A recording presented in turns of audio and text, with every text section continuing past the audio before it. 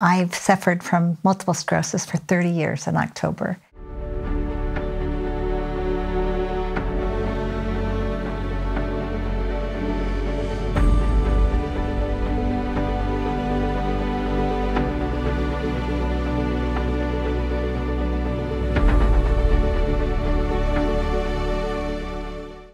In 2010, I had 4 broken ribs. Stanford Hospital sent me to a pot shop in Santa Cruz. I think a lot of my cannabis work began because not only was it life-changing for myself after I was introduced to this recommendation doctor in LA, then I went to Oregon, then I went to Colorado, then I went to Israel, and it wasn't until I got to Israel did I see cannabis in the light that I needed to see it. By 2014, I was on a mission to become an activist and raise the awareness for this amazing plant. I met Valentia, I want to say 11 or 12 years ago. I came to her as a restorative nurse's assistant. She was struggling with multiple sclerosis.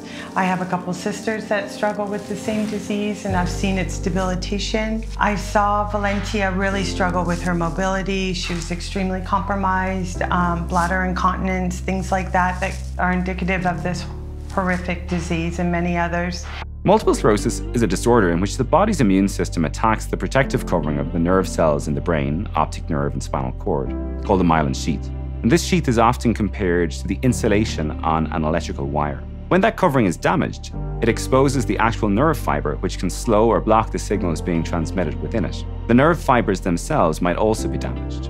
The body can repair damage to the myelin sheath, but it's not perfect. The resulting damage leaves lesions or scars, and this is where the name comes from: multiple sclerosis, multiple scars.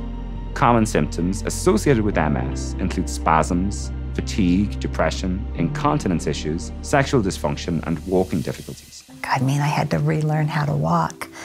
And knowing that you can impart that level of hope for someone who is really depressed about their disease, and knowing that this is maybe as good as your life's going to get. I remember when I went to Stanford and they sent me to that pot shop in 2015. Excuse me, it was 2010.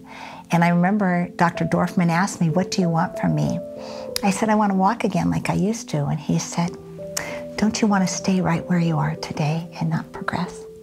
I am the only person that has gone through Stanford, and I'm still with Stanford 23 years later. I just talked to John Mee. I'm the only person that has not progressed. I have what they clinically call secondary progressive. So you're slowly getting worse.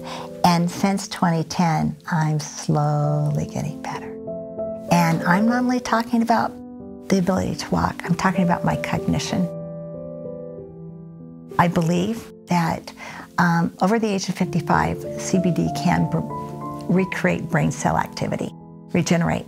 To have the privilege of being with Valentia and patients as well, watching their journey with cannabis and seeing the quality of life, just really that trajectory change. From her mobility issues to the spasticity to the stiffness in her legs, all of those things, to start seeing them get better.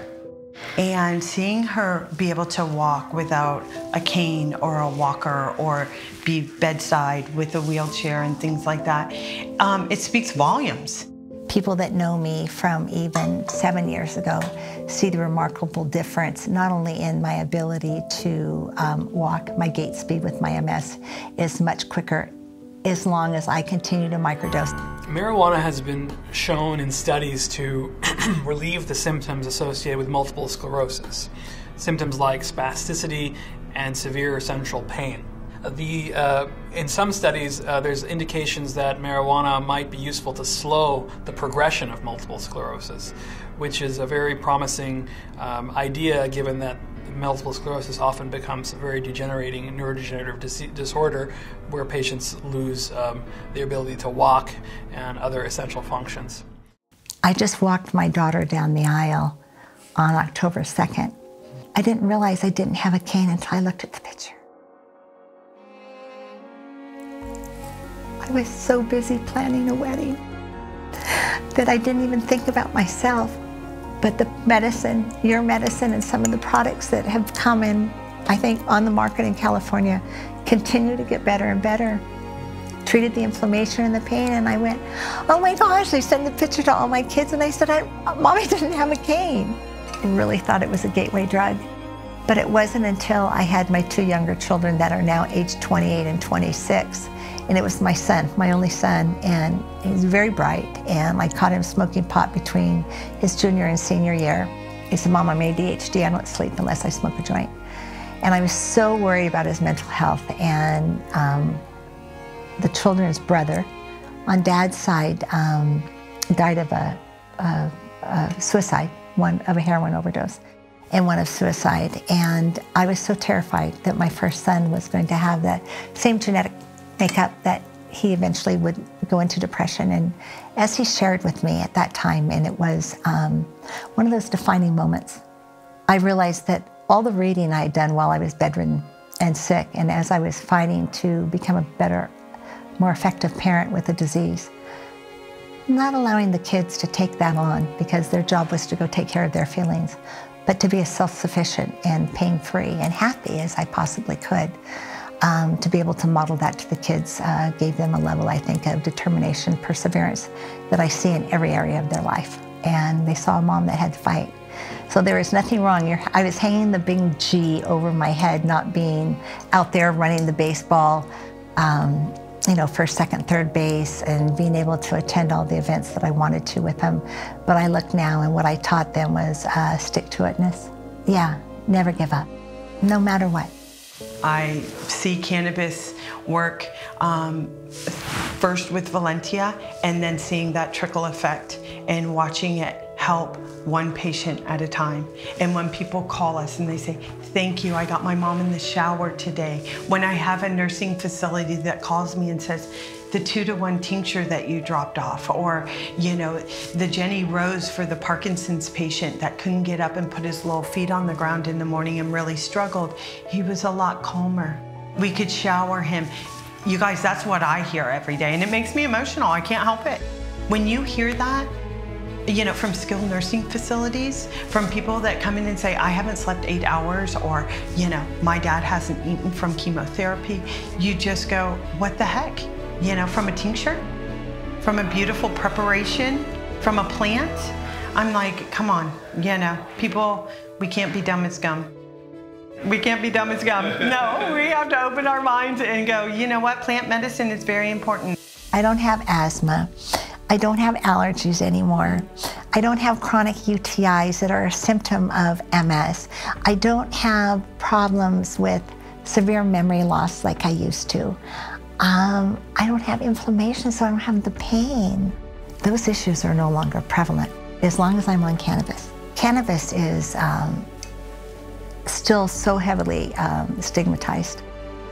However, I felt that back in 2010, if my face and being a philanthropist on the Monterey Peninsula could help educate my patient community to understand that this is not dope, drugs. What I realized was that this plant grew in the ground, and I can still hear my brother telling my mother, Mom, if it grew in the ground, do you think it's gonna hurt me as much as your phenobarbital that you take for epilepsy that has side effects?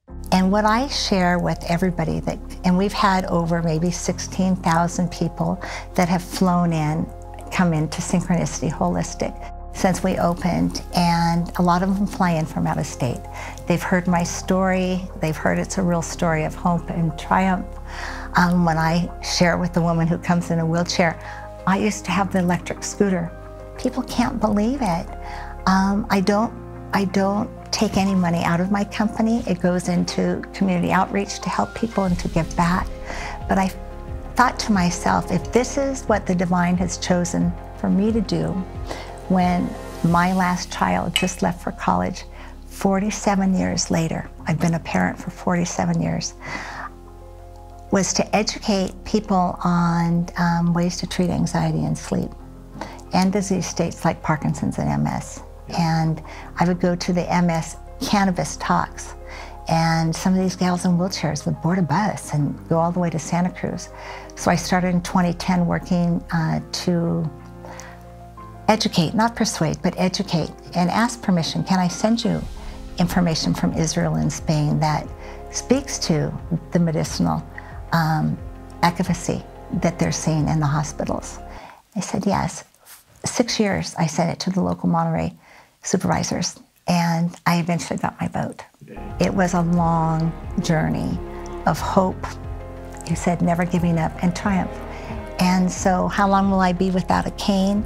I hope indefinitely. I mean, now that I'm here, I know how quickly it is that I can allow myself not to put the oxygen mask on and microdose every 4 hours.